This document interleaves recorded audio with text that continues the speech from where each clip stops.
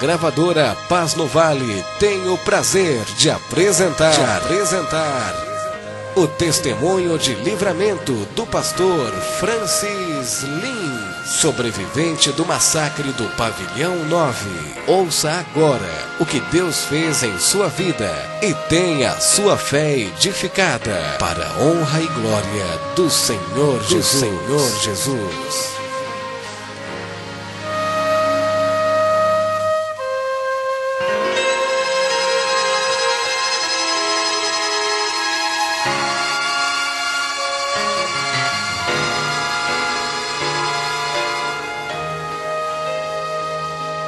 Saúdo, amada igreja, com a paz do Senhor Jesus. Amém? De antemão quero atribuir a Deus todos os meus sinceros e reiterados agradecimentos por essa rica oportunidade que Ele me proporciona de estar aqui novamente para falar da grandeza de Deus. Também aproveito o ensejo e agradeço o nosso nobre companheiro de ministério, evangelista Beto, ao bispo Paulo Moura, que está ausente, mas também ele abriu esse espaço para nós, todos os obreiros da Missão Mundial Graça e Paz, e essa igreja maravilhosa que está aqui presente também, amém? Eu sei que o relógio está muito avançado, mas sem perda de tempo, eu quero que você abra a sua Bíblia no livro de São João 8, versículo 32, amém? São João 8, versículo 32 e o versículo 36. Eu quero dizer que com essa quantidade de pessoa aqui dá para nós fazer um estrondo no inferno, amém? Amém, igreja? Porque aqui há poder de Deus. Vamos ver a palavra de Deus, São João 8, versículo 32, que diz assim: conhecereis a verdade e a verdade vos libertará. Versículo 36, se pois o Filho vos libertar, verdadeiramente serei livres, amém? Eu quero dizer para essa igreja que existe muitos convites para a gente pregar em Tarsis, existe muitas embarcações para pregar em Tarsis, existe muito navio para Tarsis, mas eu quero dizer uma coisa, que existe muitos convites para pregar em Nínive também, e eu gostaria de fazer uma analogia nesta noite. Pregar em Tarsis significa você pregar para multidões, para pregar em grandes catedrais, nas grandes catedrais que nós temos, mas eu quero ver alguém pregar em Nínive, no valado, na cadeia, no hospital, no lugar onde que tem uma alma carente da palavra de Deus. E eu louvo a Deus que o bispo Paulo Moura, quantas das vezes ele deixou o seu lar e invadiu a cadeia, pregou a palavra de Deus naquele lugar, porque ele descobriu que por trás dos muros de uma prisão existe homens que vivem com a solidão por não conhecerem o amor de Deus. Cabe a mim também, a você, levar a eles essas palavras que podem fazer de marginais homens decentes, amém? Amém, igreja? Vocês creem dessa maneira? Quem crê dá um glória bem forte para Jesus. Aleluia. Eu quero dizer para os irmãos, esse que vos fala, eu sou criado dentro dos padrões bíblicos. A minha mãe serve a Deus na Igreja Evangélica Assembleia de Deus aproximadamente 23 para 24 anos, e desde a minha infância minha mãe me ensinou o caminho da verdade. E eu me lembro que quando eu tinha 5 anos de idade, a minha mãe, ela me chamou e colocou eu para louvar a Deus no grupo das crianças, no qual ela era regente. E ao completar 12 anos de idade, a minha mãe, inspirada pelo Espírito Santo, me chamou as minhas duas irmãs, chamou o meu irmão e algumas crianças que frequentavam a minha casa, e ela falou: olha, vocês vão orar a Deus. E na época a minha casa só tinha um cômodo, ela lavou bem o banheiro e nós começamos a orar a Deus naquele lugar. E a Bíblia diz em Jeremias 33, versículo 3: clama a mim e responder-te-ei e anunciar-te-ei coisas grandes e firmes que não sabe. Começamos a adorar a Deus, a invocar a Deus, a buscar a presença de Deus, e de repente o poder veemente tomou conta daquele local, e nós somos batizados com o Espírito Santo para a honra e glória do nome do Senhor Jesus. Mas lendo a Bíblia eu descobri que quando alguém é batizado com o Espírito Santo, quando alguém recebe um dom do Espírito Santo, ele está recebendo uma ferramenta para utilizar em prol da edificação da igreja do Senhor. Dom é charisma, é ferramenta que Deus dá para você utilizar em prol da edificação da igreja do Senhor. Dom não segura ninguém firme nos caminhos do Senhor. O que segura o homem e a mulher firme nos caminhos do Senhor é ele ter uma vida estruturada na palavra de Deus. E eu não tinha uma vida estruturada na palavra de Deus. E quando eu completei a idade de 13 anos para 14 anos, eu me distanciei dos caminhos do Senhor. E a Bíblia ela relata que Deus está conosco enquanto nós estamos com Ele. Em 2 Crônicas capítulo 15 versículo 2, Deus toma a boca do profeta e fala para o povo que Deus está conosco enquanto nós estamos com Ele. Se buscarmos ao Senhor, nós acharemos, mas se nós deixarmos ao Senhor, Ele também nos deixará. E eu quero dizer uma coisa, que a partir do momento que eu deixei ao Senhor, não foi mais Deus que estava no centro da minha vida, não era mais Deus que teleguiava a minha vida, e era o adversário. E a Bíblia diz que o diabo veio para matar, roubar e destruir, mas Jesus veio para dar vida e vida com abundância, para a honra e glória do nome do Senhor. E eu quero dizer que nesse inteirinho também, sabe o que aconteceu? A Bíblia diz que quando nós conhecemos a palavra de Deus e deixamos a palavra do Senhor, o adversário sai desse corpo, ele percebe que esse corpo ficou adornado, ele volta novamente, traz mais 7 espíritos malignos, o estado dessa pessoa é pior do que o primeiro. E sabe o que aconteceu nesse inteirinho? Conheci o mundo das drogas e o submundo do crime, onde a lei é dos mais fortes, dos que não têm coração. E comecei a praticar diversos tipos de atrocidade. Comecei a assaltar, a roubar e a furtar. E a Bíblia diz lá em Ezequiel capítulo 7 versículo 23, Deus usando a boca do profeta Ezequiel dizendo: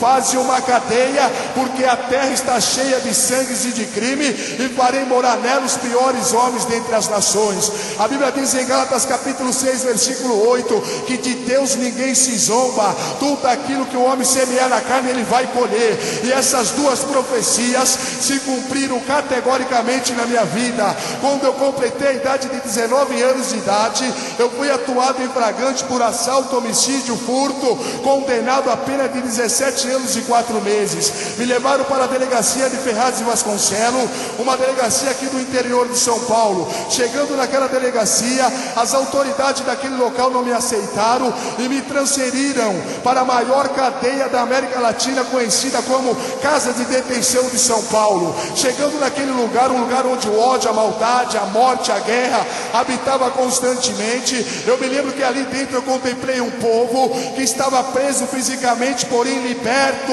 espiritualmente, porque a Bíblia diz que aonde o Espírito de Deus habita, aí há liberdade. E ali tinha um povo lavado, remido pelo sangue do Cordeiro, um povo que estava liberto pelo poder da palavra de Deus.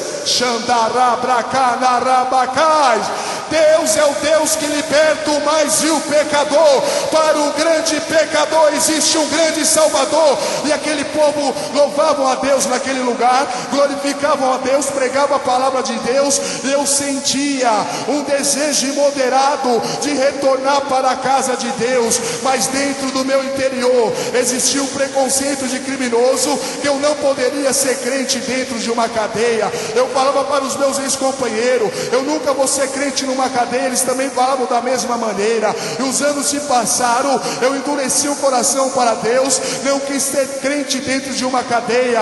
Mas a Bíblia diz que essa palavra é como um martelo que esmiuça a penha, ela quebranta o mais duro o coração, porque ela é o poder de Deus. Se passaram anos, chegou um determinado tempo que eu consegui fugir do cárcere. Fugiu eu e o filho de um pastor da Assembleia de Deus. E quando nós fugimos do cárcere, ganhamos uma arma de presente. Com aquela arma nós assaltamos o empresário, dono da Aço, levamos seu dinheiro, carro importado, relógio de ouro, uma maleta preta. Quando chegamos num determinado local para dividir o produto daquele roubo, encontramos uma outra arma conhecida como 765, e com essas duas armas começamos a praticar diversos tipos de atrocidade. Eu me lembro que só numa localidade aqui em São Paulo, na Zona Leste, nós praticamos 7 assaltos consecutivos. Depois o adversário usou a boca dele e fez uma proposta para nós irmos para o estado do Paraná, que chegando naquele local nós iríamos ficar ricos. Eu aceitei a proposta daquele homem. Fomos para o estado do Paraná. Chegando naquele local, não conhecíamos ninguém naquele local. Estávamos andando pela madrugada no meio da rua, eu e esse filho de um pastor. Um jovem com apenas 19 anos de idade nos surpreendeu e falou: olha, eu também pratico as mesmas atrocidades que vocês praticam, e eu tenho uma casa à disposição de vocês. Sabe o que nós fizemos? Aceitamos a proposta daquele jovem, fomos para a casa dele, conhecemos outros 2 rapazes, formamos uma quadrilha, começamos a assaltar naquele estado. Eu me lembro que uma certa vez, uma noite, eu estava andando ali na favela da Conquista, e naquela noite nós estávamos em 4 pessoas, eu e mais 3 ex-companheiros. Naquela noite nós não estávamos praticando nenhum tipo de delito, e de repente as autoridades daquele local, a polícia militar, começou a dar vários disparos contra as nossas vidas.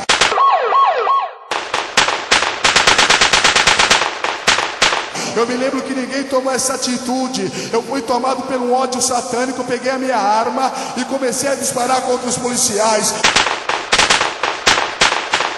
Quando eu fiz isso, a perseguição ficou mais intensa contra nós. Eu corria, eu estava drogado, embriagado, eu batia na cerca, em vez de eu ir para frente, eu voltava para trás, e eu fiquei no beco sem saída, e cheguei a pensar: agora eu vou partir. Mas a Bíblia diz que Deus é Deus de perto e Deus de longe. Eu estava no estado do Paraná, a minha mãe estava aqui no estado de São Paulo, e naquela mesma noite Deus revelou para ela que eu estava nesse cerco policial. Ela levantou suas mãos para o céu e falou: Deus, tenha misericórdia da vida do meu filho, quebre esse laço de morte. E Deus ouviu a oração daquela mulher, quebrou o laço de morte. Eu escapei, porque a oração do justo pode muito ter seus efeitos. Quem pode glorificar, exalte a Deus, dá glória a Ele, porque a tua oração tem uma resposta diante de Deus.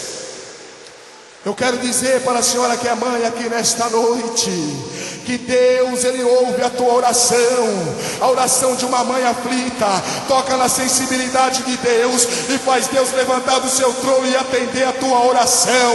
Receba a tua bênção, a tua vitória, receba a salvação da vida do teu filho, porque a Bíblia diz: crê no Senhor Jesus Cristo e será salvo tu e a tua casa. E Deus vai entrar com salvação no meio da tua parentela, porque você crê na palavra do Senhor. Naquele mesmo estado, sabe o que aconteceu? Aconteceu que o adversário preparou outro laço de morte, fizeram uma proposta para nós. Assaltamos um dono de uma rede de supermercado.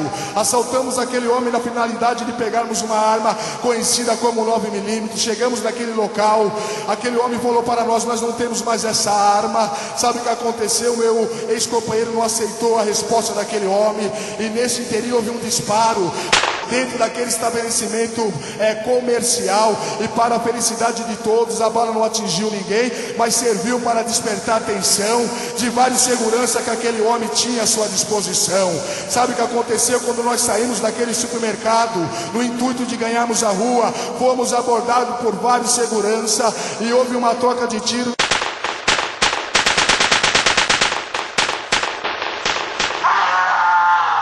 Nessa troca de tiro, nós perdemos um parceiro, aquele jovem que nos surpreendeu no meio da rua, que ofereceu a sua casa para nós, caiu morto, tomou um tiro em lugar fatal, caiu morto imediatamente, porque a Bíblia diz que o salário do pecado é a morte, mas o dom gratuito de Deus é a vida eterna.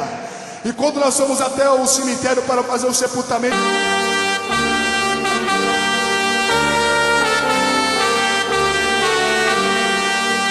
daquele jovem, que o coveiro abriu aquele caixão pela última vez para a família dele ver ele, eu me lembro que eu olhei aquele jovem partindo daquela maneira. O Espírito de Deus falou com o meu espírito, o Espírito de Deus comunicou com o meu espírito e disse: homem, se tu não voltares para o meu caminho, o próximo a partir dessa maneira será tu. E eu era conhecedor da palavra de Deus, eu temi diante da voz do Espírito Santo, porque eu sabia que se eu partisse daquela maneira, eu iria para o culpados, porque a Bíblia diz que o homem está ordenado a morrer uma só vez, vindo depois disso o juízo, e ele morreu sem salvação. Ele está aguardando o dia do trono branco para ser condenado eternamente. Eu fui condenado pelas autoridades, e diante das autoridades o sentenciado pode prestar algum benefício, pode pedir liberdade condicional, liberdade albergada, pode pedir vários benefícios, pode usufruir de vários benefícios, mas diante da condenação eterna não existe nenhum benefício que o condenado pode usufruir. Só